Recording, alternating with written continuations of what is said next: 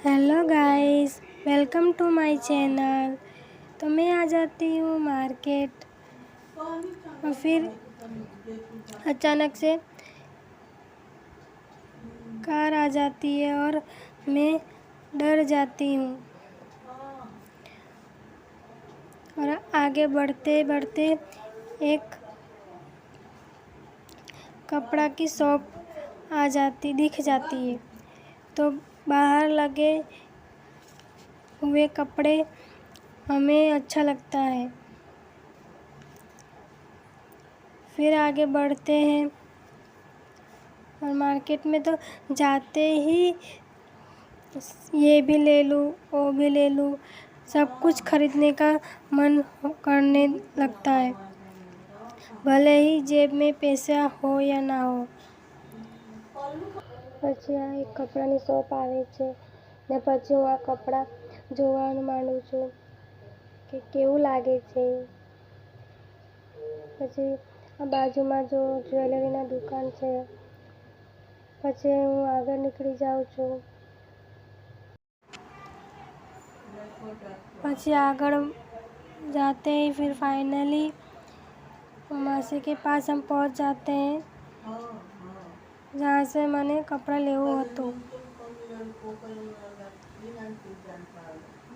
પછી હું જોવા માંડું છું કે મારા જેવું કલર મને જોઈએ જેવું સેમ મળે છે કે નહીં।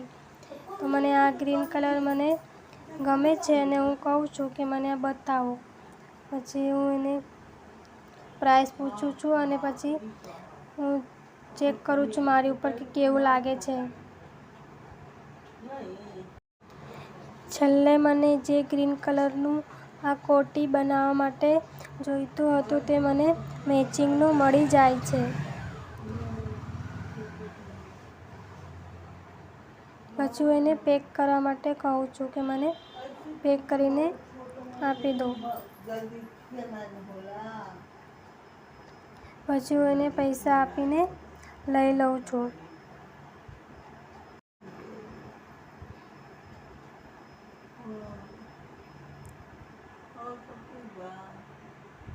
પૈસા આપીને લીધા પછી પણ એકવાર હજી ચેક કરું છું કે આ સેમ મને જેવું જોઈતું હતું મળી ગઈ છે કે નહીં એમ। તો સેમ મળી જાય છે, 19-20 ચાલે। પછી છેલ્લે હું ઘરે જવા માટે નીકળી જાઉં છું। આ જો માર્કેટનો નજારો। આપણે માર્કેટમાં જઈએ તો કેટલું મજા આવે શોપિંગ કરવાનું।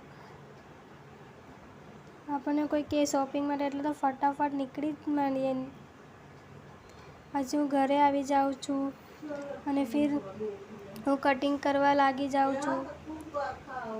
सबसे मेन काम है कटिंग करना, बहुत ध्यान से करना पड़ता है।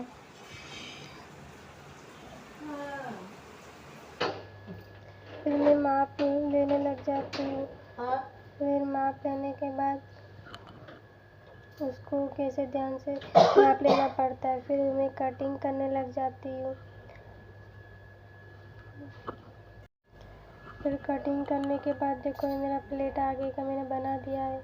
फिर वो सिलाई करने लग जाती हूँ। सिलाई भी मतलब फिनिशिंग वाला होना चाहिए। और फिर सिलाई करने के बाद देखो मेरा ये ऊपर का टॉप भी कंप्लीट हो चुका है, क्रॉप टॉप। फिर मेरा फाइनल लुक आप देख सकते हो कि इतना अच्छा लग रहा है, जो मैंने अपने बर्थडे के दिन पहना था। Thank you.